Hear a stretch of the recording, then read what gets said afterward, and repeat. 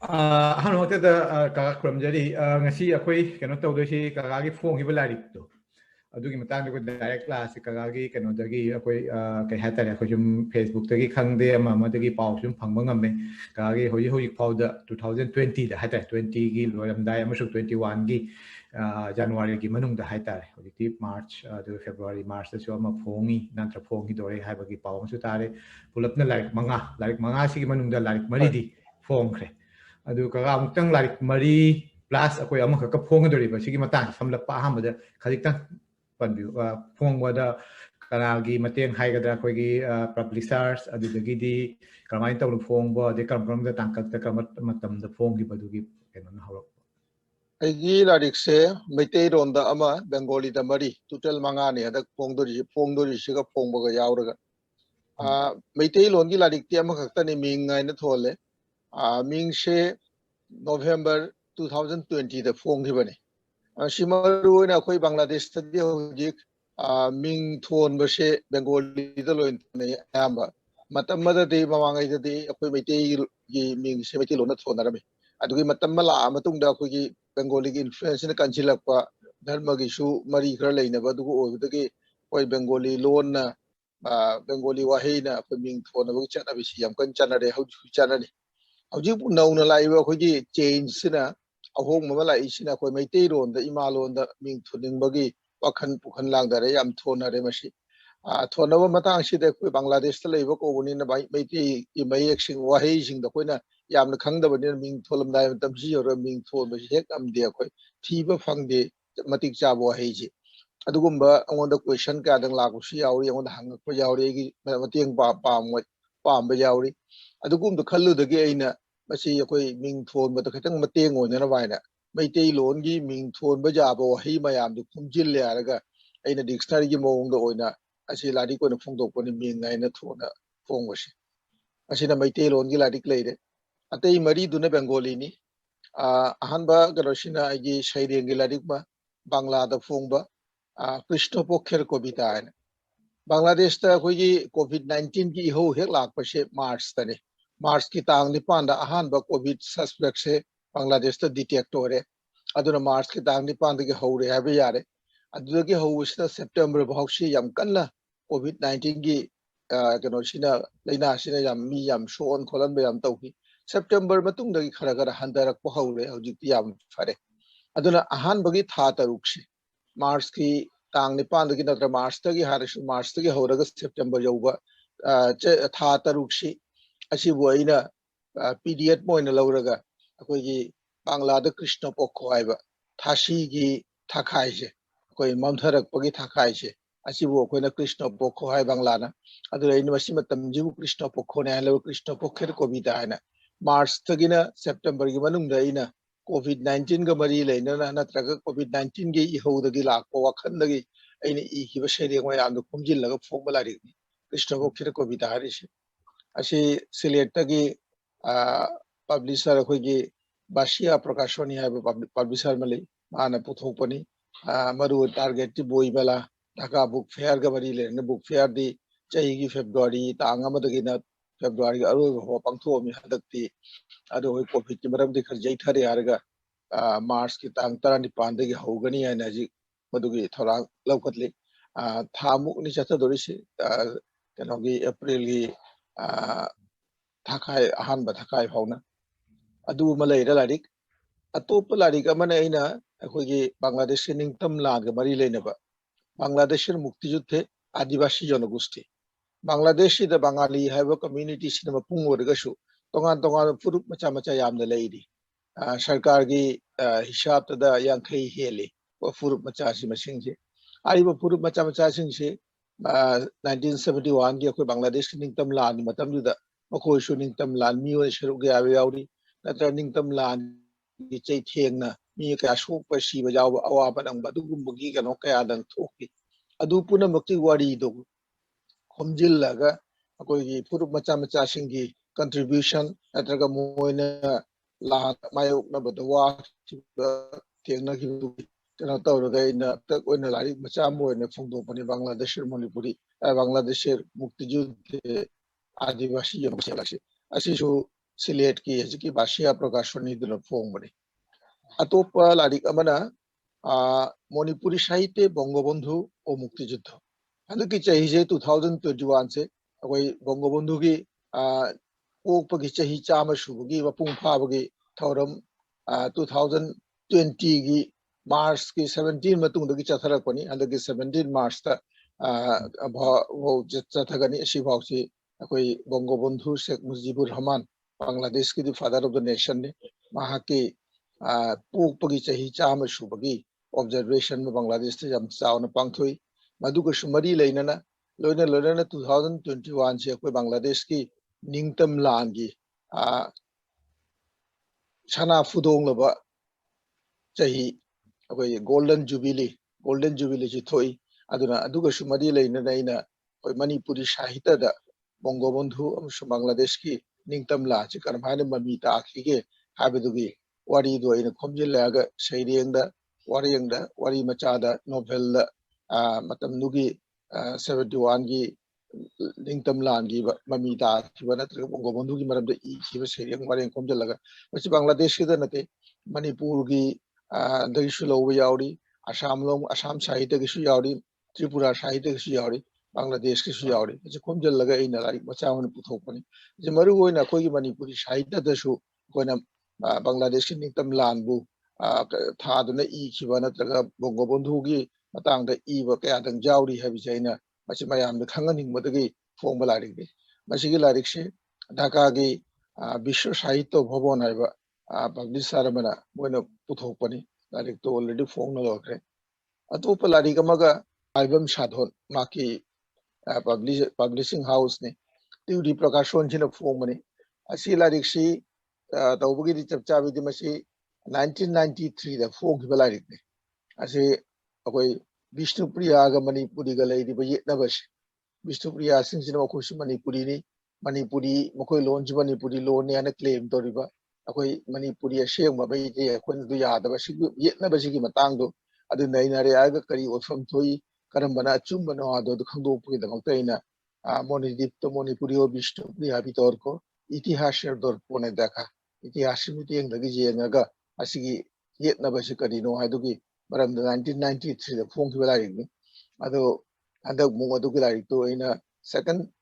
कनो ओइना एडिशन ओइना खरा चाउथोकना खरा सेमजिल्लगा अतैसु अनो अनोबा अपडेट इन्फॉर्मेशन मयाम दा हापे यारगा इना लारिक तो फोंगनबा थवांग तोबनि मसि तिउरी प्रकाशन ढाका दगी माइबम साधोना फोंगि तो चारांगना सी लारिक मंगा सिनि हंदक इना हंदक बुक फेयर सिगा मरी लेना नै लारिक फोंगस थाचरे का तो अदुगैदुगा होजिकी ngसाइगी लारिक मंगा सिगी फोंनिगे दा होजि कखोना सुम येंगदा कागी केनोसिगा अमा खक्ता बुक पेप हाइतार लारिक पुलपुन्ना लारिक ओइना फोंना कुंठा हुंदोय ना पल 33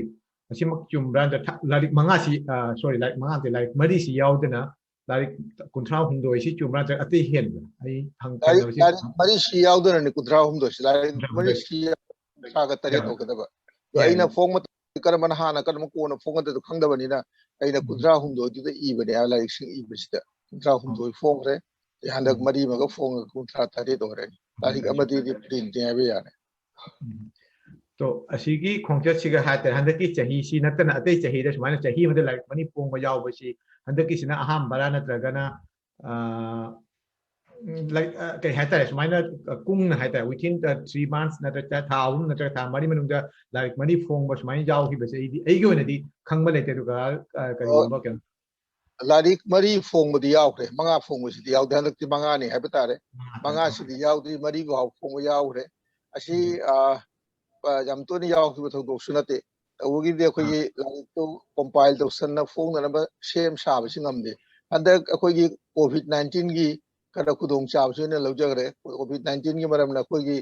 ऑर्गेनाइजेशन की थबक्सिन क्या तौदो मपांदा मीटिंग की करिया मम चतुक चसिन क्या तब जुमदा सुम लइबा असकी तंजासि लौरगा इना एगी लैरिबा मचाक मथुम मराम दु खुमजिल्लगा इना लाइकसि फोंगनबा होना जगिबनि अदुना हंदक लारिक मंगा ओइना थुपंगमबनि हाइबे ꯑꯗꯨꯒꯩꯗꯨꯒ ꯍꯧꯖꯤꯛꯀꯤ ꯀꯣꯚꯤꯗꯀꯤꯁꯤꯗꯤ ꯇꯣꯇꯦꯂꯤ ꯀꯩ ꯍꯥꯏꯇꯥꯔꯦ ꯍꯧꯖꯤꯛ ꯑꯣꯏꯔꯤꯕ ꯊꯣꯛꯈꯤꯕ ꯀꯩꯅꯣꯅ ꯁꯤꯃꯗꯤ ꯀꯣꯚꯤꯗꯀꯤ ꯍꯧꯖꯤꯛꯀꯤ ꯀꯩꯅꯣ ꯍꯥꯏꯔꯦ ꯍꯥꯟꯅꯗꯤ ꯀꯀꯥꯒꯤ ꯁꯨꯝ ꯂꯥꯏꯔꯤꯛꯀꯤ ꯀꯩꯅꯣꯒꯤ ꯃꯇꯨꯡ ꯏꯟꯅ ꯑꯩ ꯂꯥꯏꯔꯤꯛ ꯃꯔꯤ ꯍꯥꯏꯇꯥꯔꯦ ꯑꯁꯤꯃꯛ ꯐꯪꯗ꯭ꯔꯤ ꯑꯗꯨꯒ ꯍꯧꯖꯤꯛꯀꯤ ꯐꯣꯡꯒꯗꯕ ꯅꯠꯇ꯭ꯔꯒꯅ ꯀꯩꯅꯣ ꯇꯧꯔꯤꯕ ꯐꯦꯕ꯭ꯔꯨꯋꯥꯔꯤ ꯅꯠꯇ꯭ꯔꯒ ꯃꯥꯔꯆꯇ ꯐꯣꯡꯒꯅꯤ ꯍꯥꯏꯔꯤꯕ ꯃꯣꯅꯤꯗꯤꯞꯇ ꯃꯅꯤꯄꯨꯔꯤ ꯑꯗꯨꯒꯤ ꯀꯣꯄꯤꯗꯤ ꯍꯥꯟꯅ ꯐꯣꯡꯈꯤꯕ ꯑꯗꯨꯒꯤ ꯀꯩꯅꯣꯗꯤ ꯂꯩꯖꯩ ꯑꯗꯨꯒ ꯍꯥꯏꯔꯤꯕ ꯂꯥꯏꯔꯤꯛ ꯃꯔꯤ ꯁꯤꯒꯤ ꯃꯅꯨꯡꯗ ꯂꯥꯏꯔꯤꯛ ꯈꯔꯗꯤ ꯃꯣꯏ ꯕꯦꯡꯒꯣꯂꯤꯗ ꯐꯣꯡꯕꯅꯤꯅ ꯃꯣꯏ ꯍꯧꯖꯤꯛ ꯀꯨꯃꯥꯔꯤꯗ ꯐꯪꯕ ꯑꯃꯗ ꯐꯪꯕ ꯑꯣꯟꯂꯥꯏꯟꯗ ꯐꯪꯕ ꯍꯥꯏꯇꯥꯔꯦ ꯅꯣ everything E public e book ꯑꯣꯏꯅꯕꯨꯗꯤ ꯅꯠꯇꯦ ꯑꯗꯨ ꯑꯣꯏꯔꯒꯁꯨ ꯃꯣꯏꯅ ꯐꯣꯡꯈꯤꯕꯗꯨꯒ ꯈꯖꯤꯛ ꯈꯔ ꯌꯥꯎꯔꯛꯄ ꯃꯆꯦꯠ ꯆꯦꯅꯥ ꯈꯔ ꯄ꯭ꯔꯤꯁꯇꯥ ꯈꯔ ꯁꯨꯝ ꯊꯥꯡꯒꯠꯂꯛꯄ ꯑꯗꯨꯗꯩ ꯎꯕꯅꯤ ꯀ ꯑꯩꯅ ꯎꯕꯁꯦ ꯑꯁꯤꯗꯩꯁꯤꯗ ꯍꯧꯖꯤꯛꯀꯤ ꯍꯥꯏꯔꯤꯕ ꯑꯍꯥꯟꯕꯗ ꯀꯣꯕꯤꯇꯥꯁꯤꯒ ꯑꯣꯏꯅ ꯂꯥꯛꯑꯒꯦ ꯀ꯭ꯔꯤꯁꯅ ꯄꯣꯈꯦꯔ ꯀꯣꯕꯤꯇꯥꯁ ꯁꯤ ꯀꯀꯥꯅ ꯍꯥꯟꯅ ꯀꯩꯅꯣ ꯇꯧꯔꯛꯄꯁꯦ ꯀ꯭ꯋꯥꯔꯦꯟꯇꯥꯏꯟ ꯀꯥꯏꯄꯣ ꯍꯥꯏꯅ ꯊꯣꯟꯕꯒꯤ ꯀꯩꯅꯣꯃ ꯅꯤꯡꯁꯤꯡꯕ ꯅꯠꯇ꯭ꯔꯒ ꯑꯗꯨꯃꯥꯏꯅ ꯈꯜꯂꯝꯃꯤ ꯍꯥꯏꯅ ꯁꯨꯝ ꯄꯟꯕ ꯑꯁꯤ ꯑꯣꯟꯊꯣꯛꯄꯒꯤ ꯃꯔꯝꯁꯤ ꯁꯨꯝ ꯍꯧꯖꯤꯛꯀꯤ ꯀꯩꯅꯣ ꯂꯩꯁꯤ ꯂꯩꯊꯣꯟ ꯈꯛꯇꯒꯤꯔ ꯅꯠꯇ꯭ꯔꯒꯅ ꯑꯗꯨꯒꯤ ꯑꯣꯏꯕ ꯅꯨꯡꯒꯤ ꯑꯣꯏꯕ ꯀꯩꯅꯣ ꯑꯣꯏꯕ ꯑꯇꯩ ꯀꯔꯤꯒꯨꯝꯕ ꯂꯩꯕ ꯑꯇꯩ ꯀꯔꯤꯒꯨꯝꯕ ꯂꯩꯕ ꯇꯧꯕꯗꯤ ꯀ꯭ꯋꯥꯔꯦꯟꯇꯥꯏꯟ ꯀꯥ ꯕꯣꯏꯗ ꯊꯣꯟꯒꯦ ꯍꯥꯏꯅ ꯈꯜꯂꯨꯔꯕꯅꯤ ꯃꯔꯝꯗꯤ ꯀ꯭ꯋꯥꯔꯦꯟꯇꯥꯏꯟꯗ ꯂꯩꯔꯤꯉꯩ ꯃꯇꯝꯗ ꯊꯥ ꯇꯔꯨꯛꯇꯣ ꯍꯥꯏꯔꯤꯕ ꯑꯍꯥꯟꯕꯒꯤ ꯊꯥ ꯇꯔꯨꯛꯁꯤꯗ ꯇꯨꯞꯆꯜꯂꯦ ꯀ꯭ꯋꯥꯔꯦꯟꯇꯥꯏꯟꯗ ꯂꯩꯕ ꯃꯇꯝꯗ ꯌꯨꯝꯗꯒꯤ ꯊꯣꯛꯇꯅ ꯂꯩꯕ ꯑꯗꯨꯏ ꯃꯇꯝꯗ ꯏꯕ ꯁꯩꯔꯦꯡ ꯉꯥꯛꯇꯅꯦ ꯍꯥꯏꯅ ꯀ꯭ꯋꯥꯔꯦꯟꯇꯥꯏꯟ ꯀꯥ ꯕꯣꯏ ꯍꯥꯏꯅ ꯏꯒꯦ ꯍꯥꯏꯅ ꯈꯜꯂꯝꯕꯗꯨꯗ ꯑꯀꯣꯟꯕꯗ ꯑꯩꯅ ꯁꯨꯝ ꯈꯜꯂꯛꯄꯗ ꯀ꯭ꯋꯥꯔꯦꯟꯇꯥꯏꯟ ꯀꯥ ꯕꯣꯏꯁꯤ ꯑꯩꯈꯣꯏ ꯌꯥꯝꯅ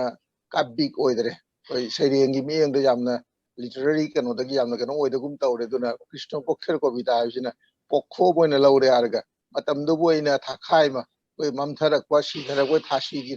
ꯊꯥꯈꯥꯏꯅꯤ ꯍꯥꯏꯅ ꯂꯧꯔꯦ ꯍꯥꯏꯔꯒ ꯑꯗꯨꯒꯤ ꯊꯥ ꯇꯔꯨꯛꯁꯤꯕꯨ ꯑꯗꯨꯅ ꯑꯩꯅ ꯀ꯭ꯔꯤꯁꯅ ꯄꯣꯛꯈꯦꯔ ꯀꯣꯕꯤꯇꯥ ꯍꯥꯏꯅ ꯊꯣꯜꯂꯒ ꯑꯩ ꯈꯟꯅ ꯑꯗꯨꯒ ꯀ꯭ꯔꯤꯁꯅ ꯄꯣꯛꯈꯦꯔ ꯀꯣꯕꯤꯇꯥ ꯊꯣꯟꯈꯤꯕꯅꯤ ꯀꯀꯥꯒꯤ ꯀꯣꯕꯤꯇꯥꯁꯤ ꯌꯥꯝꯃꯤ ꯑꯩ ꯁꯨꯝ ꯑꯩꯈꯣꯏꯒꯤ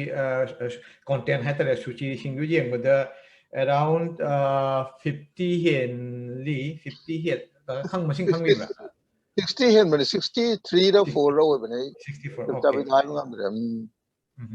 ꯇꯣ ꯑꯁꯤꯗꯩꯁꯤꯗ ꯑꯌꯥꯝꯕ ꯂꯣꯏꯅ ꯁꯤ ꯍꯧꯖꯤꯛꯀꯤ ꯀꯩꯅꯣꯁꯤꯗ ꯏꯈꯤꯕ ꯉꯥꯛꯇꯅꯦꯕ ꯍꯥꯏꯔꯤꯕ ꯑꯂꯣꯏꯅ ꯁꯤ ꯃꯇꯝꯁꯤ ꯏꯕꯅꯤ ꯃꯥꯔꯆꯀꯤ ꯇꯥꯡ 15ꯗꯒꯤ ꯏꯕ ꯍꯧꯕ꯭ꯔꯥ ꯀꯔꯤꯅꯣ ꯑꯗꯨꯅ ꯁꯦꯞꯇꯦꯝꯕꯔꯒꯤ ꯃꯅꯨꯡꯗ ꯏꯕ ꯉꯥꯛꯇꯅꯤ ꯑꯗꯨꯒꯤ ꯃꯇꯨꯡꯗꯁꯨ ꯏꯕ ꯁꯩꯔꯦꯡ ꯂꯩ ꯑꯗꯨ ꯍꯥꯞꯇ꯭ꯔꯦ ꯑꯩꯅ ꯁꯦꯞꯇꯦꯝꯕꯔꯒꯤ ꯃꯅꯨꯡꯗ ꯏꯈꯤꯕ ꯁꯩꯔꯦꯡ ꯊꯥ ꯇꯔꯨꯛꯀꯤ ꯉꯁꯥꯏ ꯄꯥꯈꯤꯕꯗꯩꯅ ꯊꯥ ꯇꯔꯨꯛꯀꯤ ꯍꯥꯏꯅ ꯊꯥ ꯇꯔꯨꯛꯀꯤ ꯃꯅꯨꯡꯁꯤꯗ ꯏꯕ ꯁꯩꯔꯦꯡ ꯃꯌꯥꯝꯗꯨꯇꯅꯦꯅ ꯈꯣꯝꯖꯤꯜꯂꯒ ꯑꯗꯨꯒꯤ ꯃꯅꯨꯡꯗꯁꯨ ꯈꯔ ꯈꯠꯇꯣꯛꯄꯁꯨ ꯈꯔ ꯌꯥꯎꯔꯕꯅꯤ ꯑꯩꯅ ꯀ꯭ꯋꯥꯂꯤꯇꯤꯗ ꯈꯔ ꯀꯩꯅꯣ ꯇꯧꯗꯦ ꯈꯟꯕꯁꯤꯡꯗꯣ ꯑꯗꯨ ꯈꯣꯝꯖꯤꯜꯂꯒ ꯑꯩꯅ ꯑꯗꯨ ꯁꯩꯔꯦꯡꯗꯨ ꯄꯨꯊꯣꯛꯄꯅꯦ ꯁꯩꯔꯦꯡ ꯂꯥꯏꯔꯤꯛꯁꯦ ꯑꯗꯨꯒ ꯑꯩ ꯁꯤꯗꯩꯁꯤꯗ ꯁꯩꯔꯦꯡ 3-4 ꯈꯛꯇꯤ ꯌꯥꯎꯔꯤ ꯑꯗꯨꯒꯩꯗꯨꯒ ꯑꯩ ꯁꯨꯝ ꯁꯨꯆꯤꯁꯤꯗ ꯌꯦꯡꯉꯒ ꯍꯥꯏꯔꯛꯀꯦ ꯁꯤꯗ ꯑꯌꯥꯝꯕꯅꯗꯤ ꯀꯩ ꯍꯥꯏꯇꯥꯔꯦ ꯉꯁꯥꯏꯒꯤ ꯍꯣꯏ ꯀꯩꯅꯣꯒꯤ ꯔꯣꯃꯥꯟꯇꯤꯛ ꯃꯥꯏ ꯁꯨꯆꯤ ꯀꯩꯅꯣꯗꯨ ꯎꯔꯒ ꯑꯗꯨꯒꯤ ꯀꯩꯅꯣꯃꯁꯨ ꯈꯔ ꯃꯃꯤ ꯇꯥꯕ ꯑꯃꯁꯨ ꯎꯔꯦ ꯑꯗꯨꯇ ꯅꯠꯇꯅ ꯑꯩꯅ ꯁꯤꯗ ꯍꯪꯅꯤꯡꯉꯤꯁꯤꯅ ꯑꯩꯈꯣꯏ ꯀꯩꯅꯣꯒꯤ ꯃꯇꯝꯁꯤꯗꯗꯤ ꯑꯩꯈꯣꯏ ꯍꯧꯖꯤꯛꯀꯤ ꯍꯥꯏꯔꯤꯕ ꯀ꯭ꯔꯤꯁꯅ ꯄꯣꯛꯄ ꯅꯠꯇ꯭ꯔꯒꯅ ꯑꯃꯝꯕ ꯃꯇꯝꯁꯤꯗ ꯊꯦꯡꯅꯔꯛꯄ ꯑꯣꯕꯤꯀꯣꯇꯥꯗꯣ ꯃꯥꯅꯦ ꯅꯨꯡꯗ ꯐꯥꯎꯕ ꯅꯠꯇ꯭ꯔꯒ ꯋꯥꯈꯜꯗ ꯐꯥꯎꯕ ꯀꯩꯅꯣ ꯈꯛ ꯃꯤꯑꯣꯏꯕ ꯀꯩꯅꯣ ꯈꯛꯇ ꯈꯜꯂꯒ ꯇꯧꯕ ꯑꯣꯏꯅ ꯎꯏ ꯑꯁꯤꯒꯤ ꯃꯇꯥꯡꯗ ꯀꯀꯥꯒꯤ ꯁꯦꯀ꯭ꯔꯦꯁꯤꯒ ꯑꯁꯤꯒꯤ ꯃꯇꯥꯡꯗ ꯀꯀꯥꯒꯤ ꯁꯦꯀ꯭ꯔꯦꯁꯤꯒ ꯑꯇꯣꯞꯄ ꯀꯔꯤ ꯀꯩꯅꯣ ꯇꯧꯕ ꯂꯩꯒꯦ ꯀꯔꯤ ꯍꯥꯏꯇꯥꯔꯦ ꯑꯗꯨꯒꯨꯝꯕ ꯐꯤꯂꯣꯁꯣꯐꯤꯀꯦꯜ ꯀꯩꯅꯣꯁꯦ ꯀꯣꯔꯣꯅꯥ ꯃꯔꯝꯗ ꯏꯕꯁꯨ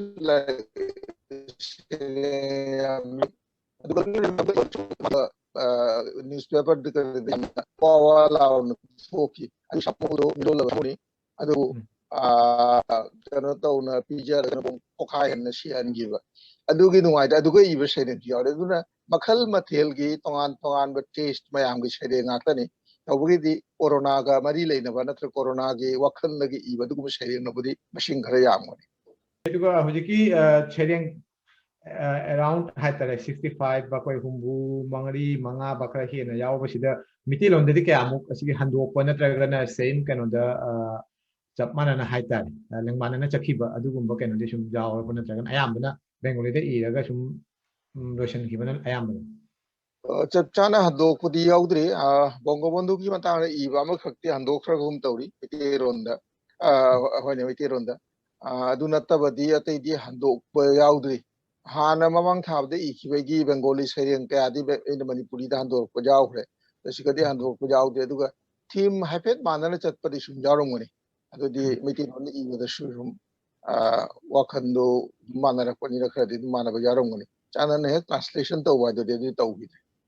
Okay. So aduragadi sum inaw na kano oina sum team manaraga su ano ba say ding ama haitar. Kano maki asigi bongano ba sorry asigi Manipuri on ba natraga na asigi translation ni haiba mati yada ba. Hoy. To asida ama hakai na sida kagagi kano sige sum say ding khara ayam bana haitare hujiki kuno shobder ortho botle gese ekhon ade notun niyome purone prithibhi ego ayam banabudi quarantine natragana koi hujiki covid-19 gi maramda keno oibo oresu punsigi maramda haitare punsigi keno gi anoba keno masu meaning ama koi keno gi punsi mahing haitare kaina amphau thoktriba chahi chama natragana chahi akoi gi punsi manung ja haitare amto thoktriba keno siga saithaboina keno oina taw educator last ta jawri ba Draupadi se ai taseng no di pawang am de sereng du ai keno de thengnagi ba su ningjang dre asigi maram se last ki sereng ningjang yoga page 80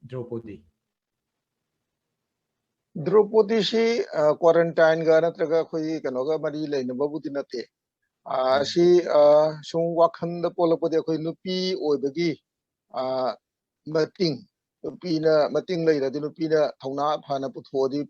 Malayam si sumoy na kudum chan mga mi haba du kumba wakhan kaya Draupadi na oihiba koi Mahabharat ki Draupadi da oihiba mai kana do charitra do jamna awana nanga shumana whole Mahabharat simana control do pani Mahabharat si Draupadi ki wari ni habi yauni to adu kumba adugi kanu pigi adugi kanu do bu undubu saitha duna Draupadi da symbol or ga duwa ihiba saire ne do koi corona ga di mari le na patin natre asigi last akoi sereng larik sigi matang da igi last asigi kano sim haraga sum senjarage gagi atto khoton haina kano oina hedo haudu oin iba kano si the last paragi last second line haita second to last tobu amora আশার তরি ভাসিয়ে দিয়েছি কারণ আমরা জানি একদিন নিশ্চিতই থাকবো থামবে করোনার এই মহা আগ্রাসন অন্ধকার সময় কেটে গিয়ে জীবন আবার উদ্ভাসিত হবে তার নিজস্ব মহিমায় সেই আলোকিত সময়ের প্রতীক্ষাতেই আমাদের আজকের এই আধারের ভ্রুকুটি উপেক্ষা করে জীবনের জয়গান গাওয়া আকোই হুজিক ngasibudi kagan ibasi thamanga na thamani mangdil ore hojik ngasi gi feeling side je kagan hairiba kaino si gi bangla na mor mat to harem te ron khoi gi nunggi oi ba wari si khoi amam basi ko ga angan bala kani haibasi asi di si ju pagi kan asa gi meiri asi hojik karamba kano da uri quarantine gi na tabi ka hata sorry covid-19 gi tan na tabi koi malayam gi oi ba na traga na koi bangladesh ki prakapot bu haira shu na koi mete lo kano gi tab haira shu loan gi awaba adoedi minority haiga linguistic minority am oi ba gi ethnic minority am oi ba gi awaba kano myam si covid-19 gi awaba si kol ba yai kari gumba kano si gi vaccine puthok ama oi adu ko akoi gi bangladesh ta lei ba mete singi awaba myam asi gi kano si shu koglakani haibagi thajabasi asum lei bidibra aine hek ibadu maru na covid-19 gi matang da covid-19 na awaba nang halle adugi krishna pokho tha taruki amamba matam du ihiba shere mayam khomjil laga fogmani adumo poina asha ta uki matam du da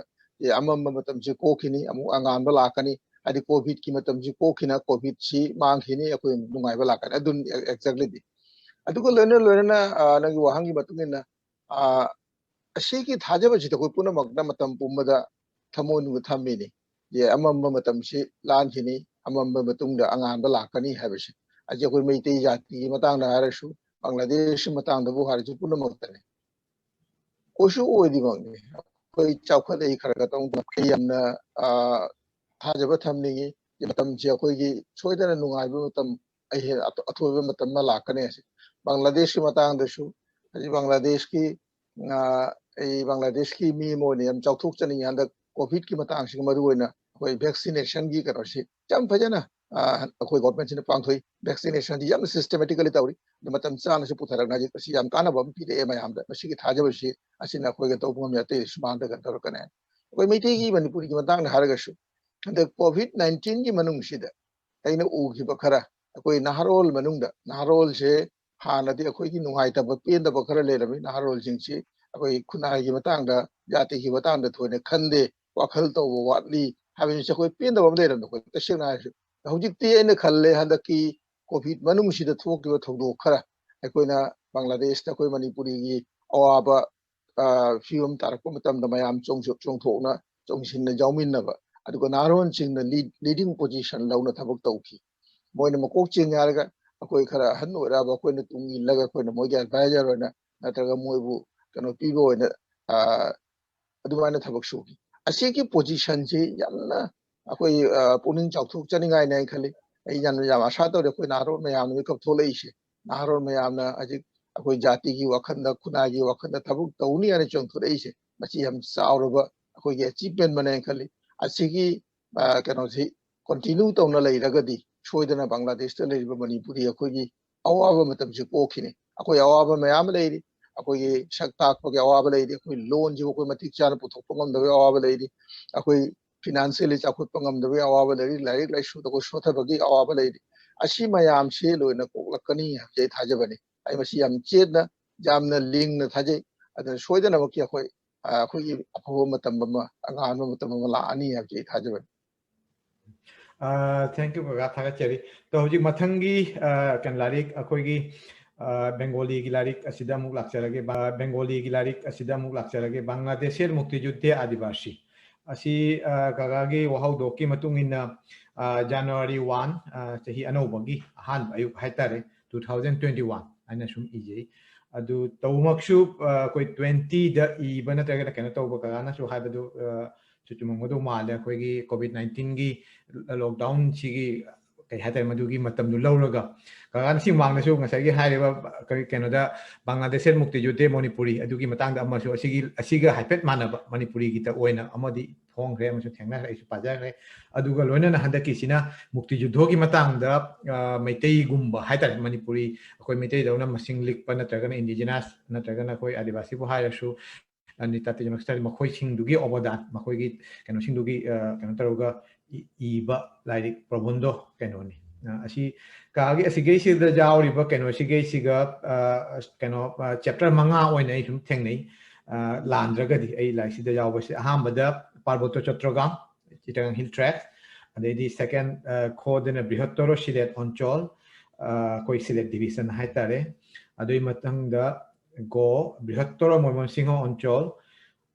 degagi mari shubadana uttar bongo haisena koigi north bengal adede ungo manga shubadana upokuriyo onchol adugagi mathangda leisina sadhanatar jono jibon de che jara kheta prapta mukti juddha asina sum kha kentakna keno toba panba mala koi keno gise asigi larik si iba natragan asmana larik ama phongani aina khalak pasi kasi matam kya sang si kuina khalak pa keno du oina puthokra natragan khudak ta sum handaki keno sigi khudong chaw si lawraga tawbani haina haigada asi tashe modi handaki akoi covid ki matam da iba larik tinate si mamang tha badana irabani ado handak khara ina semdok sin tora cutting addition tora larik ki shape pi be watane masi i gi be samaru oina chahi ani hum mamang da koi gi kano gi Dhaka dagi miyo yamana series of books akoi kano matangda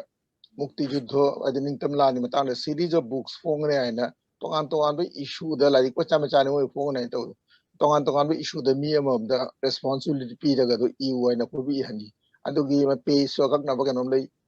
forma hum de hen be yaroi adu to bo yarada to bo yaran khan limitations khar le adugi matam da maru oina I bane ina aduga I hiba matam duga ge dugai ko na lari to phong hidre mojung am hidre koi series phong gi program to khre adugi dum ta na lai khiba do ina hada ki kudong chap si lawra ga lari to ina khang addition taw na khatang samdog sin taw na chaw tho la ga lari ko ina thok pa ne asi maru oina ai target se sini Bangladesh ta koi gi ningtam lan gi matam sida adivasi ina khang na riba indigenous people oi furup macha mayam se moi se contribution jami maru oina koi silet om da haraga na koi cha shromik tea workers mayam moi gi contribution jam satine jami moi gi sibada koi moina khwai he na sibran kala shahid oi base ot nei be amna moi mathak to ot nei bo oi ki lan de jaw fane yam jaw ki asikumba contribution mayam che asi mayam na khangbi de koi mainstream gi people na du khangbi de mainstream gi itihas ta koi inari se maru on mainstream people la to walan ji wari ju tani tongan furu macha mayam to sinje yaudi akoi gi select ki kakon bibi khasianu pi ma ki contribution mana tawhiba kano to yam chauri aduga adu wada thone panbide natraga kanogi hill tracks ki ahanama bid proti gupati phangiba maki contribution du mayam na thone khangbide thone sibam ibelari sulei aduna ina sigi maram sida igana khara larik la su khomjellaga personally ju khara visit tawna ina ti garden sing khara natraga koi mitei community ki matang te hanade khara khomjin masilei information maya adu mayam do punchal laga ina larik sima se pibani ina maru go target su bangladesh ki mainstream people da koi adibasi indigenous people bu harashu natra kuru macha macha bu harashu akoi ki contribution ningtam la ni mata na koi contribution natraga akoi ki mathak ta ot nei bo oi hiba akoi manung da gi shahid oi hiba mayam koi meitei manung da su shahid oi gi mi tarani thoi akoi manung da su mi kun ma thoirom lanmiu en ningtam lanmiu ne sharu ya akhi ashi kumba contribution mayam si wa je mainstream people na khangshanu moida hagan be mathauni habde gen larishi ina bo hona gi bare go putho ke bare larishi no chumeka adugai duga ngasagi bangla academy dagi natraga koi government gi kano dagi su lakhot pa lere koi mukti yuddho gi itihas sai koi ningtam lan gi puari taseng haragadi bengali da so english iba yaure makhoi gi like sing do kana kari literature review to bidam agadi adudi du da thoidokna panma ta yamna mayek seng ba natraga na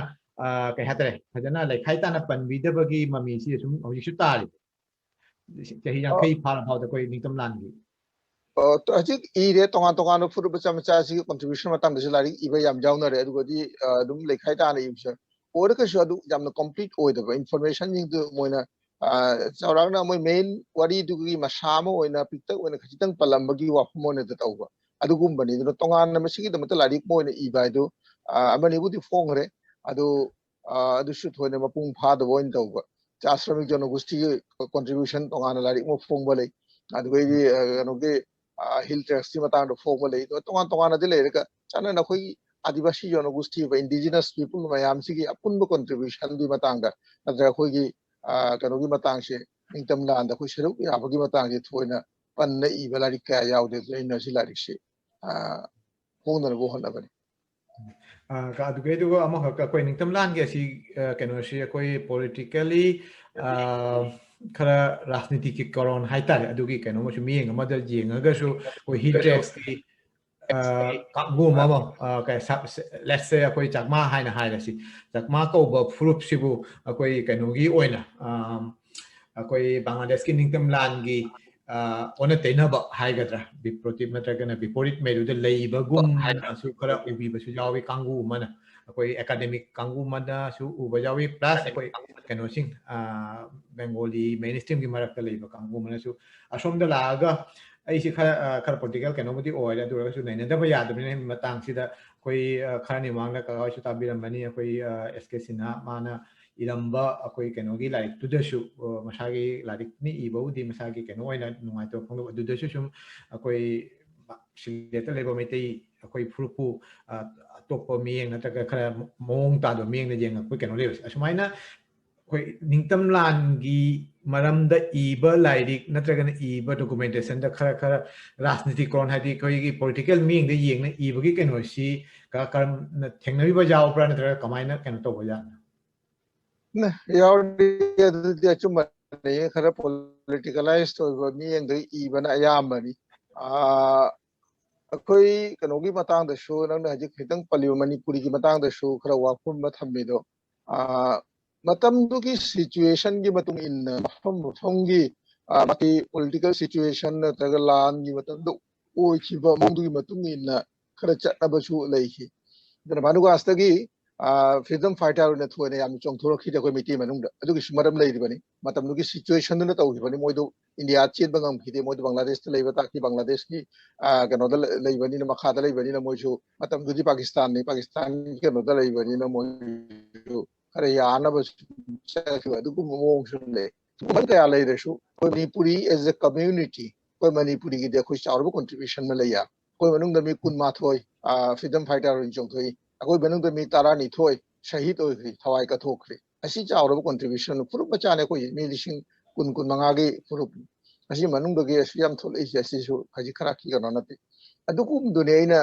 ꯑꯩꯈꯣꯏꯒꯤ ꯃꯦꯟ stream ꯄꯤꯄꯜꯗ ꯒꯣꯚꯔꯟꯃꯦꯟꯠꯗ ꯈꯪꯍꯟꯅꯤꯡꯉꯤꯁꯦ ꯑꯩꯈꯣꯏꯒꯤꯁꯨ contribution ꯑꯃ ꯂꯩ ꯍꯥꯏꯁꯦ ꯑꯗꯨꯅ ꯑꯩꯅ ꯑꯍꯥꯟꯕꯗ ꯕꯪꯒ꯭ꯂꯥꯗꯦꯁꯀꯤ ꯃꯅꯤꯄꯨꯔꯤꯒꯤꯗ ꯇꯣꯉꯥꯟꯅ ꯂꯥꯏꯔꯤꯛ ꯑꯃ ꯏꯈꯤꯕꯗꯣ ꯃꯨꯛꯇꯤ ꯌꯨꯗꯙ ꯃꯅꯤꯄꯨꯔꯤ ꯍꯥꯏꯅ ꯑꯗꯨ ꯁꯤꯂꯦꯛꯇ ꯇꯣꯉꯥꯟꯅ ꯑꯩꯈꯣꯏ ꯑꯗꯨꯒꯤ ꯂꯥꯏꯔꯤꯛ ꯐꯣꯡꯕꯒꯤ ꯄ꯭ꯔꯣꯒ꯭ꯔꯥꯝ ꯇꯧꯅ ꯑꯗꯨꯒꯩꯗꯤ ꯑꯩꯈꯣꯏ ꯃꯅꯤꯄꯨꯔꯤ ꯅꯤꯡꯇꯝ ꯂꯥꯟꯃꯤ ꯃꯌꯥꯝꯗꯨ ꯔꯤꯁꯤꯞꯁꯟꯒ ꯄꯤꯔꯒꯁꯨ ꯇꯧꯈꯤ ꯃꯌꯥꯝꯗ ꯈꯪꯍꯟꯅꯤꯡꯕꯒꯤ ꯋꯥꯐꯝꯗꯣ ꯑꯗꯨ ꯈꯔ ꯇꯧꯗꯕꯁꯨ ꯌꯥꯗꯦ ꯃꯔꯝꯗꯤ ꯄꯣꯂꯤꯇꯤꯀꯦꯜꯂꯤꯗꯤ ꯑꯩꯈꯣꯏꯒꯤ ꯐꯨꯔꯨꯞ ꯃꯆꯥ ꯃꯆꯥꯁꯤꯡꯁꯦ ꯈꯔ ꯇꯨꯡ ꯁꯣꯊꯅ ꯂꯩꯕ ꯀꯥꯡꯕꯨꯅꯦ ꯑꯩꯈꯣꯏ ꯄꯣꯂꯤꯇꯤꯀꯦꯜ ꯍꯥꯏꯔꯤꯁꯦ ꯁꯔꯀꯥꯔ ꯗꯣꯜꯗꯁꯨ ꯌꯥꯎꯗꯦ ꯕꯤꯔꯣꯙꯤ ꯗꯣꯜꯗꯁꯨ ꯌꯥꯎꯗꯦ ꯑꯩꯈꯣꯏꯁꯦ ꯃꯔꯛꯇ ꯈꯔ ꯆꯤꯊꯅ ꯂꯩꯕꯅꯦ ꯂꯥꯟꯒꯤ ꯃꯇꯝꯗꯁꯨ ꯑꯩꯈꯣꯏ ꯅꯤꯡꯇꯝ ꯂꯥꯟꯃꯤꯗ ꯌꯥꯝ ꯆꯪꯈꯤꯗꯕꯩ ꯃꯔꯝꯁꯨ ꯑꯗꯨꯅꯤ ꯃꯇꯝꯗꯨꯗ ꯑꯩꯈꯣꯏ ꯄꯣꯂꯤꯇꯤꯀꯦꯜ ꯀꯣꯟꯁꯁꯅꯦꯁ ꯌꯥꯝ ꯋꯥꯠꯂꯝꯃꯤ ꯉꯁꯥꯏꯒꯤ ꯃꯔꯅꯥꯏ ꯑꯣꯏꯅ ꯀꯅꯥꯒꯨꯝꯕꯅ ꯑꯩ ꯃꯔꯝ ꯅꯪꯕꯨ ꯅꯨꯡꯁꯤꯕꯗꯒꯤ ꯆꯣꯡꯊꯣꯛꯑꯦ ꯍꯥꯏꯔꯒ ꯑꯩ ꯌꯥꯎꯒꯦ ꯍꯥꯏꯅ ꯆꯠꯄꯅꯤ ꯄꯣꯂꯤꯇꯤꯀꯦꯜ ꯏꯟꯐ꯭ꯂꯨꯌꯦꯟꯁꯇꯒꯤ ꯆꯠꯄꯗꯤ ꯃꯤ ꯑꯃ ꯑꯅꯤꯇꯅꯤ ꯑꯌꯥꯝꯕꯗꯤ ꯕꯪꯒ꯭ꯂꯥꯗꯦꯁꯇ ꯆꯠꯅꯔꯤꯁꯤ ꯄꯣꯂꯤꯇꯤꯀꯦꯜ ꯏꯟꯐ꯭ꯂꯨꯌꯦꯟꯁꯇꯤ ꯁꯥꯇ꯭ꯔ ꯂꯤꯛ ꯇꯧꯕ ꯀꯥꯡꯕꯨꯁꯤꯡ ꯁꯥꯇ꯭ꯔ ꯌꯨꯅꯤꯌꯟ ꯇꯧꯕ ꯀꯥꯡꯕꯨ ꯅꯠꯇ꯭ꯔꯒ ꯖꯨꯕꯣꯂꯤ ꯄꯣꯂꯤꯇꯤꯀꯦꯜ ꯀꯦꯔꯤꯌꯔꯒꯤ ꯃꯇꯨꯡ ꯏꯟꯅ ꯃꯣꯏꯒꯤ ꯏꯟꯐ꯭ꯂꯨꯌꯦꯟꯁꯇꯤ ꯆꯠꯄꯅꯤ ꯑꯩꯈꯣꯏ ꯃꯩꯇꯩꯗꯗꯤ ꯑꯗꯨ ꯊꯣꯛꯈꯤꯗꯦ ꯄꯣꯂꯤꯇꯤꯀꯦꯜ ꯀꯣꯟꯁꯁꯅꯦꯁ ꯈꯔ ꯋꯥꯠꯄꯅꯦ ꯑꯗꯨꯃꯥꯏꯅ ꯇꯧꯅ ꯑꯩꯈꯣꯏ ꯃꯩꯇꯩꯗ ꯅꯠꯇꯦ ꯐꯨꯔꯨꯞ ꯃꯆꯥ ꯃꯆꯥ ꯂꯩꯔꯤꯕ ꯃꯌꯥꯝꯁꯦ ꯏꯟꯗꯤꯖꯤꯅꯁ ꯄꯤꯄꯜ ꯄꯨꯝꯅꯃꯛꯁꯦ ꯑꯌꯥꯝꯕ ꯄꯣꯂꯤꯇꯤꯀꯦꯜꯂꯤ ꯀꯣꯟꯁꯁ ꯋꯥꯠꯄꯗꯒꯤ ꯊꯣꯛꯈꯤꯕꯅꯤ ꯑꯗꯣ ꯆꯥꯛꯄꯥꯒꯤ ꯃꯇꯥꯡꯁꯤꯅ ꯁꯨꯝ ꯇꯧꯔꯦ ꯆꯥꯛꯄꯥꯁꯤꯡꯒꯤ ꯀꯣꯟꯇ꯭ꯔꯤꯕ꯭ꯌꯨꯁꯟ ꯅꯣꯞꯇꯦ ꯂꯥꯟꯒꯤ ꯃꯇꯝꯗ ꯃꯣꯏ ꯌꯥꯎꯔꯝꯃꯤ ꯂꯥꯟꯒꯤ ꯃꯇꯨꯡꯗ ꯂꯥꯛꯑꯒ 73ꯒꯤ ꯄꯥꯔꯂꯥꯃꯦꯟꯠꯇ ꯂꯥꯛꯑꯒ ꯃꯥꯅꯕꯦꯟꯗ꯭ꯔ ꯅꯔꯥꯟ ꯂꯥꯜ ꯃꯥꯅ ꯑꯩꯈꯣꯏꯒꯤ ꯖꯥꯇꯤꯌꯣꯇꯥꯕꯥꯗꯀꯤ ꯏꯁꯨꯗ ꯅꯦꯁꯅꯦꯂꯤꯖꯝꯒꯤ ꯏꯁꯨꯗ ꯈꯤꯇꯪ ꯃꯥꯅ ꯇꯣꯉꯥꯟꯕ ꯋꯥꯈꯜ ꯑꯃ ꯄꯨꯊꯣꯛꯑꯒ ꯋꯥꯉꯥꯡꯅ ꯆꯣꯡꯊꯣꯛꯈꯤꯕꯗꯒꯤ ꯑꯗꯨꯒꯤ ꯃꯇꯨꯡꯗꯒꯤꯗꯤ ꯉꯁꯥꯏ ꯆꯥꯛꯕꯥꯁꯤꯕꯨ ꯈꯔ ꯅꯨꯡꯁꯤꯗꯕ ꯅꯠꯇ꯭ꯔꯒ ꯃꯣꯏꯕꯨ ꯑꯩꯈꯣꯏ ꯑꯦꯟꯇꯤ ꯒꯣꯚꯔꯟꯃꯦꯟꯠ ꯅꯠꯇ꯭ꯔꯒ ꯑꯦꯟꯇꯤ ꯁ꯭ꯇꯦꯠꯅꯦꯅ ꯈꯟꯕꯒꯤ ꯋꯥꯈꯜ ꯂꯥꯛꯈꯤꯕꯁꯦ ꯑꯗꯨꯁꯨ ꯆꯨꯝꯗꯦ ꯆꯥꯛꯕꯥꯁꯤꯡꯒꯤꯁꯨ ꯆꯥꯎꯔꯕ ꯀꯟꯇ꯭ꯔꯤꯕ꯭ꯌꯨꯁꯟ ꯂꯩꯕ ꯃꯅꯨꯡꯗ ꯅꯤꯡꯇꯝ ꯂꯥꯟꯃꯤ ꯌꯥꯝ ꯊꯣꯛꯈꯤ ꯁꯍꯤꯗꯁꯨ ꯐꯅ ꯌꯥꯝꯅ ꯂꯩꯕ ꯃꯅꯨꯡꯗꯒꯤ ꯑꯩꯒꯤ ꯂꯥꯏꯔꯤꯛꯇꯨꯒ ꯑꯗꯨ ꯈꯔ ꯈꯔꯗꯤ ꯂꯣꯏꯅ ꯄꯜꯂꯕꯅꯤ ꯌꯥꯝ ꯗꯤꯇꯦꯜꯗ ꯄꯜꯂꯨꯕꯗꯤ ꯑꯩꯁꯨ ꯉꯝꯗ꯭ꯔꯦ ꯃꯔꯝꯗꯤ ꯂꯥꯏꯔꯤꯛꯀꯤ ꯁꯥꯏꯖ ꯑꯃꯁꯨꯡ ꯀꯩꯅꯣꯗꯣ ꯄꯨꯝꯅꯃꯛ ꯑꯗꯨ ꯈꯟꯅꯕꯗ ꯈꯔ ꯇꯦꯟꯇꯛꯅ ꯈꯖꯤꯛ ꯈꯖꯤꯛ ꯑꯣꯏꯅ ꯑꯗꯨꯝ ꯄꯟꯈ꯭ꯔꯕꯅꯤ ꯀꯀꯥꯒꯤ ꯁꯤꯒ ꯍꯣꯏ ꯀꯩꯅꯣꯒꯤ ꯍꯧꯖꯤꯛꯀꯤ ꯋꯥꯍꯧꯗꯣꯛ ꯍꯥꯏꯅ ꯍꯥꯏꯇꯥꯔꯦ ꯋꯥꯍꯧꯗꯣꯛ ꯏꯕꯁꯤꯗꯁꯨ ꯁꯨꯝ ꯀꯀꯥꯒꯤ ꯍꯧꯖꯤꯛꯀꯤ ꯍꯥꯏꯔꯤꯕ ꯀꯩꯅꯣꯗꯣ ꯁꯨꯝ ꯌꯥꯎꯏ ꯑꯩꯈꯣꯏ ꯃꯌꯦꯛ ꯁꯦꯡꯅ ꯀꯩꯅꯣ ꯇꯧꯔꯁꯨ ꯑꯩꯈꯣꯏꯒꯤ ꯆꯤꯠꯇ ꯅꯥꯟꯊꯍꯧꯕ ꯅꯠꯇ꯭ꯔꯒꯅ ꯀꯩꯅꯣ ꯇꯧꯕ ꯂꯩꯕ ꯅꯠꯇ꯭ꯔꯒ ꯌꯥꯝꯅ ꯏꯟ ꯗꯦꯞꯊ ꯑꯩꯈꯣꯏ ꯐꯤꯜꯗ ꯔꯤꯁꯥꯔꯆꯀꯤ ꯀꯩꯅꯣꯁꯨ ꯈꯔ ꯋꯥꯠꯄ ꯑꯗꯨꯒꯤ ꯀꯩꯅꯣꯕꯨꯗꯤ ꯄꯟꯕꯤꯔꯦ ꯑꯗꯨꯒ ꯑꯩꯅ ꯉꯁꯥꯏꯒꯤ ꯍꯥꯏꯔꯤꯕ ꯀꯀꯥꯅ ꯁꯦꯀꯦꯟꯗꯔꯤ ꯁꯣꯔꯁꯇꯩꯕꯨ ꯂꯧꯔꯒꯁꯨ ꯑꯩꯈꯣꯏꯒꯤ ꯀꯩꯅꯣꯒꯤ 1952 ꯑꯩꯈꯣꯏ ꯂꯦꯡꯒ꯭ꯋꯦꯖ ꯃꯨꯚꯃꯦꯟꯠꯗꯒꯤ ꯍꯧꯔꯒ ꯀꯩꯅꯣ ꯂꯥꯛꯏꯕ ꯏꯍꯧ ꯍꯥꯏꯇꯥꯔꯦ ꯅꯧꯅ ꯂꯩꯕꯥꯛ ꯑꯃ ꯑꯣꯏꯔꯛꯄ ꯅꯠꯇ꯭ꯔꯒ ꯏꯟꯗꯤꯄꯦꯟꯗꯦꯟꯠ ꯀꯟꯇ꯭ꯔꯤ ꯑꯃ ꯂꯥꯛꯏꯕ ꯏꯍꯧ ꯑꯁꯤꯗꯩꯁꯤꯗ ꯕꯪꯒ꯭ꯂꯥꯗꯦꯁꯇ ꯂꯩꯔꯤꯕ ꯕꯦꯡꯒꯣꯂꯤ ꯂꯣꯟ ꯉꯥꯡꯕ ꯕꯪꯒ꯭ꯂꯥ ꯂꯣꯟ ꯉꯥꯡꯕꯁꯤꯡꯒ ꯃꯥꯟꯅꯅ ꯍꯥꯏꯗꯤ ꯃꯥꯟꯅꯅ ꯆꯠꯄꯤꯅꯅ ꯉꯝꯗ꯭ꯔꯒꯁꯨ ꯈꯖꯤꯛꯇꯪ ꯑꯣꯏꯔꯒꯁꯨ ꯇꯨꯡꯗ ꯃꯥꯡꯊꯅ ꯑꯣꯏꯔꯒꯁꯨ ꯆꯥꯛꯃꯥꯕꯨ ꯑꯣꯏꯔꯁꯨ ꯃꯅꯤꯄꯨꯔꯤꯕꯨ ꯑꯣꯏꯔꯁꯨ ꯅꯠꯇ꯭ꯔꯒꯅ ꯁꯣꯝꯗꯒꯤ ꯁꯥꯎꯇꯥꯜꯕꯨ ꯑꯣꯏꯔꯁꯨ ꯀꯩꯅꯣ ꯇꯧꯕ ꯌꯥꯎꯏ ꯍꯥꯏꯕꯁꯦ ꯑꯁꯤꯃꯗꯤ ꯀꯀꯥꯒꯤ ꯂꯥꯏꯔꯤꯛꯁꯤꯅꯁꯨ ꯃꯌꯦꯛ ꯁꯦꯡꯅ ꯇꯥꯛꯄꯤꯔꯒꯅꯤ ꯑꯁꯤꯒꯤ ꯀꯩꯅꯣꯁꯤ ꯊꯥꯖꯕ ꯂꯩ ꯑꯗꯨꯒ ꯂꯣꯏꯅꯅ ꯑꯩꯅ ꯍꯧꯖꯤꯛ ꯍꯥꯏꯅꯤꯡꯉꯤꯁꯤꯅ ꯀꯀꯥꯒꯤ ꯑꯁꯤ ꯂꯥꯏꯔꯤꯛꯁꯤ ꯏꯔꯛꯄ ꯃꯇꯝꯗ ꯀꯩꯅꯣ ꯍꯥꯏꯗꯤ ꯂꯥꯏꯔꯤꯛ ꯏꯔꯛꯄ ꯍꯥꯏꯕꯁꯤꯗꯤ ꯂꯥꯏꯔꯤꯛ 100 ꯅꯠꯇ꯭ꯔꯒ ꯂꯥꯏꯔꯤꯛ 90-50 ꯊꯤꯒꯠꯂꯒ ꯏꯔꯛꯄ ꯀꯀꯥꯅꯁꯨ ꯄꯟꯕꯤꯔꯦ ꯁꯦꯀꯦꯟꯗꯔꯤ ꯁꯣꯔꯁꯇꯅꯤ ꯑꯁꯤꯒꯨꯝꯕ ꯊꯤꯒꯠꯂꯛꯄ ꯀꯩꯅꯣ ꯇꯧꯔꯛꯄꯁꯤꯒ ꯈꯖꯤꯛ ꯈꯔ ꯑꯩꯈꯣꯏꯒꯤ ꯃꯦꯏꯟ ꯁ꯭ꯇ꯭ꯔꯤꯝ ꯍꯥꯏꯇꯥꯔꯦ ꯃꯣꯏ ꯃꯨꯜꯙꯥꯔꯥꯒꯤ ꯏꯇꯤꯍꯥꯁꯕꯤꯠ ꯅꯠꯇ꯭ꯔꯒꯅ ঐতিꯍꯥꯁꯤꯛꯁꯤꯡꯅ ꯏꯕꯗ ꯅꯠꯇ꯭ꯔꯒ ꯊꯦꯡꯅꯗꯕ ꯑꯗꯨꯒ ꯌꯥꯎꯕ ꯇꯁꯦꯡꯅꯃꯛꯁꯨ ꯊꯣꯛꯈꯤꯕ ꯂꯩꯕ ꯑꯗꯨꯒꯨꯝꯕ ꯀꯩꯅꯣꯗꯣ ꯌꯥꯝꯅ ꯊꯦꯡꯅꯕꯤꯕ꯭ꯔꯥ ꯃꯈꯣꯏꯅ ꯀꯔꯤꯒꯨꯝꯕ ꯈꯪꯗꯅ ꯇꯧꯕꯗꯨꯃꯅꯤ ꯈꯪꯅ ꯈꯪꯖꯟꯅꯗꯕ ꯅꯠꯇ꯭ꯔꯒꯅ ꯃꯤꯔꯥꯏꯕꯤꯕ ꯑꯗꯨꯒꯨꯝꯕꯒꯤ ꯀꯩꯅꯣ ꯈꯨꯗꯝꯁꯤ ꯈꯔ ꯂꯩꯕꯤꯕ꯭ꯔꯥ ꯏꯚꯦꯟ ꯏꯟ ꯁꯤꯂꯦꯠ खरदी जाऊरीबनी सिलेट अखोई मणिपुरी की मतंगददि मोई वारीदि सुवा याउद्रबनी समना हायरबदा मणिपुरी सिदि कम्युनिटी मोइना याम फुरुप मचा ओइबनिना अखोई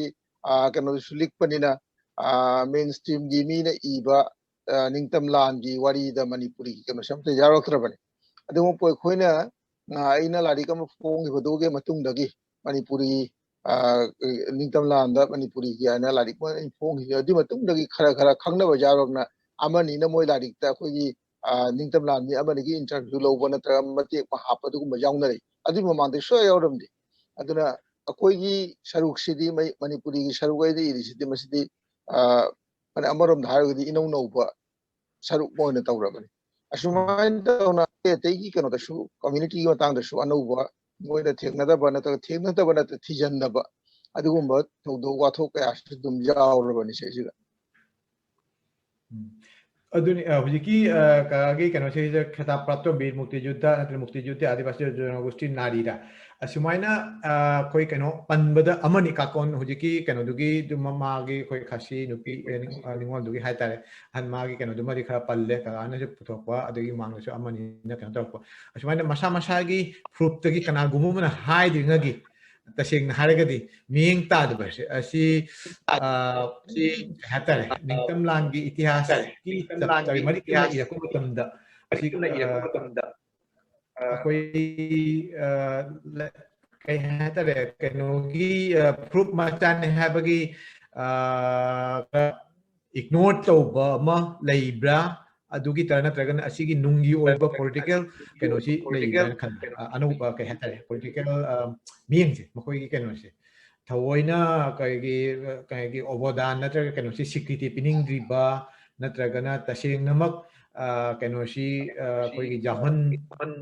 ꯑꯩꯈꯣꯏꯕꯨꯗꯤ ꯂꯥꯎꯅꯕꯨꯗꯤ ꯂꯩ ꯃꯃꯥꯡꯉꯩꯗꯒꯤ ꯑꯩꯈꯣꯏꯅ ꯅꯥꯒꯥꯗ ꯂꯩꯔꯤꯉꯩꯗꯁꯨ ꯍꯥꯏ ꯑꯩꯈꯣꯏ ꯂꯣꯟꯒꯤ ꯃꯇꯥꯡꯗ ꯀꯩꯅꯣꯒꯤ ꯃꯇꯥꯡꯗ ꯕꯦꯡꯒꯣꯂꯤ 99% ꯕꯦꯡꯒꯣꯂꯤ ꯑꯣꯏꯔꯒꯁꯨ 17 ꯀꯔꯣꯔ ꯅꯠꯇ꯭ꯔꯒ 16 ꯀꯔꯣꯔ ꯃꯅꯨꯡꯗꯨꯒꯩꯗꯨꯒ ꯑꯩꯈꯣꯏ ꯂꯥꯛ 15 ꯀꯨꯟ ꯀꯨꯟꯊ꯭ꯔꯥꯃꯨꯛ ꯂꯩꯔꯤꯕ ethnic minority or linguistic minority ꯂꯩꯔꯤꯕꯁꯤꯡꯁꯤꯒꯤ ꯑꯣꯕꯗꯥꯟꯁꯤꯁꯨ ꯑꯩꯈꯣꯏ ꯁꯣꯏꯗꯅ ꯁꯤꯀꯥꯔ ꯇꯧꯕ ꯇꯥꯏ ꯑꯁꯤꯒꯤ ꯀꯩꯅꯣꯁꯤꯒꯩꯁꯤꯒ ꯃꯈꯣꯏꯒꯤ ꯍꯧꯖꯤꯛꯀꯤ ꯏꯇꯤꯍꯥꯁ ꯏꯔꯛꯄꯗꯁꯨ ꯁꯨꯃꯥꯏꯅ ꯃꯤꯔꯥꯏꯕꯤꯕꯁꯦ ꯃꯁꯤ ꯀꯃꯥꯏꯅ ꯃꯨꯛ ꯇꯧꯕ ꯇꯥꯏ ꯁꯨꯝ ꯏꯕꯕꯨꯗꯤ ꯏꯔꯅꯤ ꯑꯗꯨꯒ ꯂꯣꯏꯅꯅ ꯑꯇꯩ ꯀꯔꯤ ꯃꯤꯔꯥꯏꯕꯁꯦ ꯄꯣꯂꯤꯇꯤꯀꯦꯜ ꯚ꯭ꯌꯨꯗꯒꯤ ꯍꯦꯛ ꯇꯧꯕꯅꯤ ꯑꯗꯨꯗꯤ ꯍꯥꯏꯅꯤꯡꯗꯦ ꯑꯩ ꯋꯥꯈꯜꯗ ꯑꯩꯈꯣꯏꯒꯤ ꯃꯤꯔꯥꯏꯕꯅꯤ ꯑꯩꯈꯣꯏ ꯑꯄꯤꯛꯄ ꯐꯨꯔꯨꯞꯅꯤꯅ ꯈꯔ ꯊꯧꯁꯥꯕꯤꯗꯕ ꯑꯩꯈꯣꯏ ꯃꯔꯝꯗ ꯀꯅꯥꯁꯨ ꯊꯤꯖꯤꯟ ꯍꯨꯝꯖꯤꯟꯅꯤꯡꯗꯕ ꯑꯁꯤꯅ ꯃꯔꯨꯅꯤ ꯑꯗꯨꯅ ꯈꯪꯗꯕꯅꯤ ꯂꯣꯟꯒꯤ ꯃꯇꯥꯡꯗ ꯈꯪꯗꯦ ꯅꯤꯡꯇꯝ ꯂꯥꯟꯗ ꯑꯩꯈꯣꯏ ꯁꯔꯨꯛ ꯌꯥꯕꯒꯤ ꯃꯇꯥꯡꯗ ꯈꯪꯗꯦ ꯑꯗꯨ ꯃꯁꯤꯒꯤ ꯑꯣꯟꯂꯤ ꯔꯤꯃꯦꯗꯤꯗꯤ ꯑꯩ ꯃꯤꯠꯌꯦꯡꯗ ꯑꯩꯈꯣꯏ ꯌꯥꯝꯅ ꯀꯩꯅꯣ ꯀꯣꯟꯁꯥꯁ ꯑꯣꯏꯕ ꯇꯥꯏ ꯑꯩꯈꯣꯏ ꯏꯁꯥꯅ ꯏꯁꯥ ꯀꯣꯟꯁꯥꯁ ꯑꯣꯏꯕ ꯇꯥꯏ ꯑꯩꯈꯣꯏ ꯆꯣꯡꯊꯣꯛꯄ ꯇꯥꯏ ꯋꯥ ꯉꯥꯡꯕ ꯇꯥꯏ ꯏꯕ ꯇꯥꯏ ꯑꯩꯈꯣꯏꯅ ꯉꯝꯕꯗ ꯑꯩꯈꯣꯏꯅ ꯀꯟꯇ꯭ꯔꯤꯕ꯭ꯌꯨꯁꯟꯗꯣ ꯑꯩꯈꯣꯏꯅ ꯌꯥꯎꯕ ꯇꯥꯏ ꯑꯗꯨ ꯑꯣꯏꯔꯒ ꯃꯤꯒꯤ ꯃꯤꯠꯌꯦꯡ ꯇꯥꯔꯛꯀꯗꯧꯔꯤ ꯑꯁꯤ ꯕꯪꯒ꯭ꯂꯥꯗꯦꯁꯇ ꯑꯩꯈꯣꯏ ꯃꯅꯤꯄꯨꯔꯤ ꯍꯥꯏꯕ ꯀꯝꯃ꯭ꯌꯨꯅꯤꯇꯤ ꯑꯃ ꯂꯩ ꯍꯥꯏꯁꯤ ꯖꯒꯣꯏꯗꯤ ꯈꯪꯉꯤ ꯃꯣꯏ ꯃꯅꯤꯄꯨꯔꯤ ꯖꯒꯣꯏꯗꯤ ꯈꯪꯉꯤ ꯃꯅꯤꯄꯨꯔꯤ ꯖꯒꯣꯏ ꯅꯠꯇꯕꯗ ꯃꯅꯤꯄꯨꯔꯤ ꯂꯣꯟ ꯃꯅꯤꯄꯨꯔꯤ ꯁꯥꯍꯤꯇ꯭ꯌ ꯅꯠꯇ꯭ꯔꯒ ꯃꯅꯤꯄꯨꯔꯤꯒꯤ ꯑꯇꯩ ꯑꯇꯩ ꯁꯥꯏꯠ ꯂꯩ ꯍꯥꯏꯁꯤ ꯀꯅꯥꯝꯇ ꯈꯪꯉꯝꯗꯦ ꯑꯩꯈꯣꯏꯅ ꯑꯉꯥꯡ ꯑꯣꯏꯔꯤꯉꯩ ꯀꯅꯥꯝ ꯈꯪꯉꯝꯗꯦ ꯃꯅꯤꯄꯨꯔꯤ ꯍꯥꯏꯔꯒ ꯖꯒꯣꯏꯗꯅꯤ ꯈꯪꯉꯝꯃꯤꯁꯤ ꯑꯩꯈꯣꯏꯅ ꯈꯔ ꯍꯣꯠꯅꯔꯛꯄꯗꯒꯤ ꯂꯣꯟꯒꯤ ꯃꯇꯥꯡꯗ ꯊꯕꯛ ꯇꯧꯕ ꯁꯥꯍꯤꯇ꯭ꯌꯒꯤ ꯃꯇꯥꯡꯗ ꯃꯌꯥꯝ ꯆꯪꯅ ꯍꯣꯠꯅꯔꯛꯄꯗꯒꯤ ꯙꯥꯀꯥꯗ ꯂꯩꯕ ꯈꯔ ꯙꯥꯀꯥꯕꯥꯁꯤ ꯃꯅꯤꯄꯨꯔꯤꯗꯅ ꯃꯣꯏ ꯔꯦꯂꯤ ꯆꯠꯄ ꯌꯥꯎꯔꯤꯗ ꯑꯗꯨꯁꯨ ꯆꯥꯎꯔꯕ ꯀꯟꯇ꯭ꯔꯤꯕ꯭ꯌꯨꯁꯟ ꯑꯃꯅꯤ ꯑꯗꯨꯅ ꯃꯤꯅ ꯈꯪꯉꯤ ꯙꯥꯀꯥꯗꯁꯨ ꯃꯅꯤꯄꯨꯔꯤ ꯍꯥꯏꯅ ꯈꯔ ꯂꯩ ꯃꯣꯏꯁꯨ ꯂꯩꯀꯠ ꯇꯧꯔꯤ ꯍꯥꯏ ꯑꯗꯨꯝꯅ ꯑꯩꯈꯣꯏꯒꯤ ꯕꯪꯒ꯭ꯂꯥꯗꯦꯁ ꯃꯅꯤꯄꯨꯔꯤ ꯁꯥꯍꯤꯇ꯭ꯌ ꯁꯪꯁꯠ ꯂꯤꯡꯈꯠꯂꯦ ꯂꯥꯏꯔꯤꯛ ꯐꯣꯡꯉꯦ ꯑꯗꯨꯒꯤ ꯀꯣꯄꯤ ꯙꯥꯀꯥꯗ ꯀꯔꯤꯗ ꯑꯁꯨꯝꯅ ꯍꯣꯠꯅꯔꯛꯄꯗꯒꯤ ꯉꯁꯤ ꯕꯪꯒ꯭ꯂꯥꯗꯦꯁꯇꯗꯤ ꯃꯅꯤꯄꯨꯔꯤ ꯂꯣꯟ ꯑꯃ ꯂꯩ ꯁꯥꯍꯤꯇ꯭ꯌ ꯑꯃ ꯂꯩ ꯍꯥꯏꯁꯤ ꯄꯨꯝꯅꯃꯛ ꯈꯪꯉꯦ ꯃꯅꯤꯄꯨꯔꯤ ꯁꯥꯍꯤꯇ꯭ꯌꯁꯦ ꯍꯥꯏꯐꯦꯠ ꯆꯥꯎꯈꯠꯂꯦ ꯍꯥꯏꯁꯤꯁꯨ ꯃꯌꯥꯝꯅ ꯈꯪꯅꯔꯕ ꯌꯥꯅꯔꯕ ꯃꯔꯝ ꯑꯃꯅꯤ ꯑꯁꯤ ꯑꯣꯟꯂꯤ ꯑꯩꯈꯣꯏꯅ ꯍꯣꯠꯅꯕ ꯀꯟꯕꯗꯒꯤ ꯑꯣꯏꯔꯛꯄꯅꯤ ꯃꯁꯤ ꯑꯣꯏꯕ ꯇꯥꯏ ꯑꯩꯈꯣꯏ ꯍꯣꯠꯅꯕ ꯀꯟꯕ ꯇꯥꯏ ꯍꯣꯠꯅ ꯀꯟꯕ ꯅꯠꯇꯅ ꯑꯩꯈꯣꯏ ꯏꯁꯥꯅ ꯏꯁꯥꯒꯤ ꯍꯣꯠꯅꯖꯕ ꯅꯠꯇꯅ ꯑꯁꯤꯒꯤ ꯀꯔꯤꯝꯇ ꯑꯇꯩ ꯎꯄꯥꯏ ꯂꯩꯇꯦ ꯍꯥꯏꯅ ꯈꯜꯂꯤ ꯑꯗꯨꯒ ꯀꯀꯥꯅ ꯚूमिका ꯍꯥꯏꯇꯥꯔꯦ ꯑꯩꯈꯣই ꯋꯥꯍꯧꯗꯣꯛꯇꯁꯨ ꯁꯤꯒꯤ লাইন ꯑꯃꯅꯤꯇꯪ পল্লম্মি বাংলাদেশে আদিবাসী জনগোষ্ঠীর মানুষেরাও তখন চুপ করে থাকতে পারেনি তারাও অস্ত্র হাতে যুদ্ধ করেছে স্বাধীনতার জন্য নিপীড়ন নির্যাতন সয়েছে এমনকি নিজের জীবন উৎসর্গ করেছে কিন্তু এইসব কাহিনী ও ঘটনা মূলধারার ইতিহাসে তেমন স্থান পায়নি আদিবাসী বা ক্ষুদ্র জাতিসত্তার মানুষের মুক্তিযুদ্ধে অংশগ্রহণ ও তাদের আত্মদানের কাহিনী আমাদের মুক্তিযুদ্ধের ইতিহাসগুলোতে যথাযথভাবে প্রতিফলিত হয়নি আর সে কারণেই বাংলাদেশের মুক্তিযুদ্ধে আদিবাসী জনগোষ্ঠীর ভূমিকা ও অবদান নিয়ে বিস্তারিত গবেষণা ও পূর্ণাঙ্গ রচনা অত্যন্ত জরুরি তো ꯑꯁꯤꯅ ꯇꯥꯛꯄꯗꯤ ꯀꯀꯥꯒꯤ ꯀꯩꯅꯣꯁꯤꯅꯁꯨ ꯑꯂꯣꯏꯕ ꯅꯠꯇ꯭ꯔꯒꯅ ꯑꯁꯤꯅ ꯃꯄꯨꯡ ꯐꯥꯔꯦ ꯍꯥꯏꯕꯃꯛꯇꯤ ꯅꯠꯇꯦ ꯑꯁꯤꯃꯛꯅꯦꯕ ꯑꯗꯨꯅ ꯑꯁꯤꯒꯤ ꯃꯇꯥꯡꯗ ꯇꯣꯉꯥꯟꯅ ꯊꯤꯒꯠꯄ ꯑꯃ ꯊꯣꯛꯏ ꯍꯥꯏꯕꯁꯤ ꯀꯀꯥꯒꯤ ꯂꯥꯏꯔꯤꯛꯇꯁꯨ ꯈꯔꯕꯨꯗꯤ ꯄꯜꯂꯦ ꯑꯗꯨꯒ ꯂꯣꯏꯅꯅ ꯀꯩꯅꯣ ꯑꯣꯏꯅ ꯑꯩꯈꯣꯏ ꯅꯤꯡꯇꯝ ꯂꯥꯟꯒꯤ ꯏꯟꯗꯤꯄꯦꯟꯗꯦꯟꯁ ꯋꯥꯔꯒꯤ ꯃꯇꯥꯡꯗ ꯏꯕ ꯅꯠꯇ꯭ꯔꯒꯅ ꯗꯣꯀꯨꯃꯦꯟꯇꯦꯁꯟ ꯇꯧꯕꯤꯔꯤꯕ ꯑꯈꯪ ꯑꯍꯩ ꯅꯠꯇ꯭ꯔꯒꯅ ꯀꯩꯅꯣꯒꯤ ꯒꯚꯔꯟꯃꯦꯟꯠꯒꯤꯗꯤ ꯍꯧꯖꯤꯛꯀꯤ ꯇꯣꯉꯥꯟꯕ ꯃꯟꯇ꯭ꯔꯅꯥꯂꯣꯏ ꯍꯥꯏꯒꯗ꯭ꯔꯥ ꯇꯣꯉꯥꯟꯕ ꯀꯩꯅꯣ ꯑꯣꯏꯅ ꯒꯚꯔꯟꯃꯦꯟꯠꯒꯤ ꯃꯁꯥ ꯑꯃ ꯑꯣꯏꯅ ꯗꯤꯚꯤꯖꯟ ꯑꯃ ꯑꯣꯏꯅ ꯀꯩꯅꯣ ꯑꯣꯏꯅꯁꯨ ꯂꯤꯡꯈꯠꯅ ꯂꯩꯔꯦ ꯃꯨꯛꯇꯤꯖꯨꯗ ꯀꯩꯅꯣ ꯍꯥꯏꯅ ꯐꯥꯎꯟꯗꯦꯁꯟꯗꯒꯤ ꯆꯦꯡꯅ ꯃꯈꯜ ꯀꯩꯅꯣꯁꯦ ꯃꯈꯣꯏꯒ ꯀꯩꯅꯣꯗꯗꯤ ꯇꯥꯟꯅꯕ ꯂꯩꯔꯕ ꯍꯥꯏꯖꯕ ꯅꯠꯇ꯭ꯔꯒꯅ ꯀꯩꯅꯣ ꯇꯧꯕꯒꯤ ꯀꯩꯅꯣꯁꯦ ꯈꯪꯍꯟꯕ ꯅꯠꯇ꯭ꯔꯒꯅ ꯃꯣꯏꯗ ꯀꯩꯅꯣ ꯇꯧꯕꯒꯤ ꯀꯩꯅꯣꯁꯦ ꯇꯁꯦꯡꯕꯗꯤ ꯑꯩꯈꯣꯏ ꯑꯗꯨꯒꯤ ꯊꯥꯛ ꯐꯥꯎ ꯌꯧꯅ ꯍꯥꯏꯅꯕ ꯅꯠꯇ꯭ꯔꯒ ꯍꯣꯠꯅꯕꯗꯨꯗꯤ ꯑꯩꯈꯣꯏ ꯉꯝꯃꯨꯗ꯭ꯔꯤ ꯑꯗꯨꯒ ꯑꯩꯈꯣꯏ ꯀꯩꯅꯣꯒꯤ ꯑꯦꯗꯃꯤꯅꯤꯁꯇ꯭ꯔꯦꯁꯟꯒꯤ ꯗꯤꯐꯔꯦꯟ ꯁ꯭ꯇꯦꯖꯇ ꯑꯩꯈꯣꯏꯅ ꯂꯥꯛꯑꯝꯕ ꯐꯪꯕ ꯃꯅꯨꯡꯗ ꯁꯤꯂꯦꯛꯇ ꯂꯩꯕꯅꯤꯅ ꯑꯩꯈꯣꯏ ꯃꯔꯨꯑꯣꯏꯅ ꯁꯤꯂꯦꯛꯇꯤ ꯗꯤ ꯁꯤꯗ ꯁꯤꯂꯦꯛꯇꯤ ꯗꯤꯚꯤꯖꯅꯦꯜ ꯀꯃꯤꯁꯅꯔꯗ ꯑꯗꯨꯒꯨꯝꯕꯗꯗꯤ ꯑꯩꯈꯣꯏ ꯌꯥꯝ ꯇꯣꯏꯅ ꯍꯥꯏꯖꯔꯦ ꯃꯣꯏꯁꯨ ꯑꯩꯈꯣꯏꯒꯤ ꯄ꯭ꯔꯣꯒ꯭ꯔꯥꯝ ꯀꯌꯥꯗ ꯁꯔꯨꯛ ꯌꯥꯕ ꯌꯥꯎꯔꯤ ꯑꯩꯈꯣꯏꯁꯨ ꯃꯣꯏꯒꯤ ꯊ꯭ꯔꯣꯗ ꯃꯣꯏꯗ ꯍꯥꯏꯖꯔꯒꯗꯤ ꯃꯣꯏꯁꯨ ꯑꯗꯨꯒꯤ ꯇꯥꯟꯖꯥ ꯆꯥꯕ ꯃꯇꯝꯗ ꯌꯦꯡꯉꯒ ꯃꯣꯏꯁꯨ ꯃꯊꯛ ꯊꯣꯡꯕꯗ ꯑꯗꯨ ꯋꯥꯗꯨ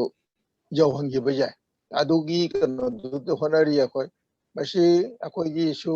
ꯑꯁꯣꯟꯕ ꯈꯔ ꯂꯩ ꯑꯩꯈꯣꯏꯅ ꯉꯝꯖꯗꯕ ꯄꯥꯡꯖꯗꯕ ꯈꯔ ꯂꯩ ꯃꯁꯤ ꯃꯔꯨꯑꯣꯏꯅ ꯙꯥꯀꯥꯗ ꯂꯩꯕ ꯃꯅꯤꯄꯨꯔꯤꯁꯤꯡꯅ ꯈꯔ ꯍꯦꯟꯅ ꯍꯣꯠꯅꯕꯤꯕ ꯃꯊꯧ ꯇꯥꯏ ꯍꯥꯏꯅ ꯈꯜꯂꯤ ꯃꯣꯏꯗꯤ ꯙꯥꯀꯥꯗ ꯂꯩꯕꯒꯤ ꯈꯨꯗꯣꯡꯆꯥꯕꯗꯨꯃ ꯂꯩꯕꯅꯤꯅ ꯃꯣꯏꯅ ꯍꯣꯠꯅꯔꯛꯄꯗꯨ ꯈꯔ ꯂꯥꯏꯅ ꯊꯣꯛꯄꯅꯤ ꯊꯥꯒꯠꯆꯔꯤ ꯀꯥꯇꯣ ꯑꯁꯤꯒꯤ ꯀꯩꯅꯣꯁꯤ ꯑꯁꯤꯗꯁꯨ ꯊꯝꯃꯁꯤ